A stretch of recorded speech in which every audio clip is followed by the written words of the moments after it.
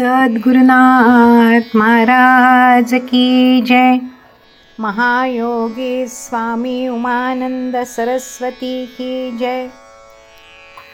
श्री गुरुगीता हा गुरुभक्ती योगाचा मंत्रराज आहे.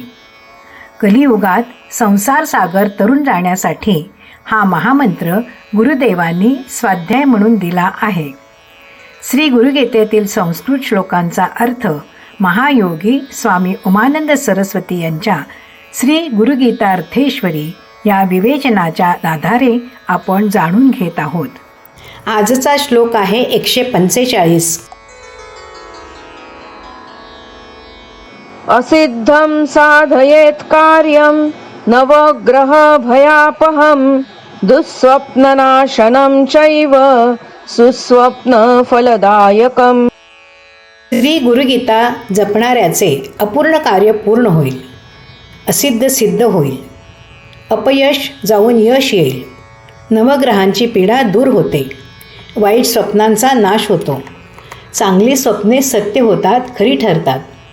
श्री गुरुगीता कशी सर्व फलदायी आहे, जो जे वांछिल ते देणारी आहे, हे पटवण्यासाठी प्रत्येक श्लोक मनुष्याला अभिप्रेत असणाऱ्या सुखदायी वाटणाऱ्या गोष्टींची यादीच देत आहे.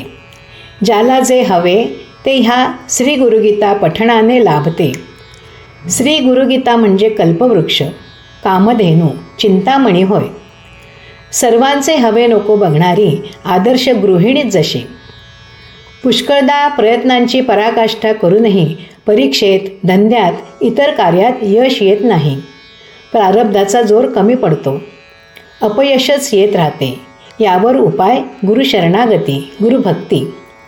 श्री गुरुगीता गुरुकृपेसाठी पाठकाला पात्र करते. मग गुरुकृपेने सर्व ठीक होते. नवग्रहांची पीडा जायला, जन्मकुंडलीतील 12 घरांची शुद्धी, शांती व्हायला 13 कोटी जप सांगतात.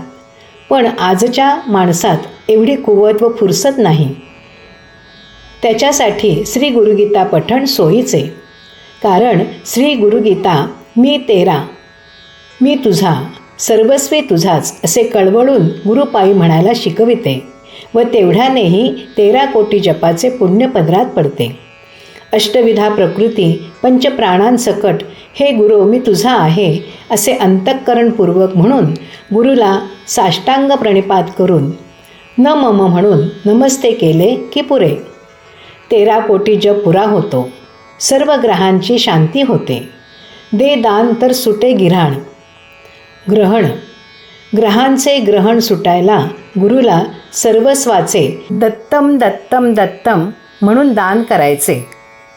हीच दत्ताची उपासना. साधकाने देहमन बुद्धी उच्च कोटीला पोहोचे तो विकसित करायचा.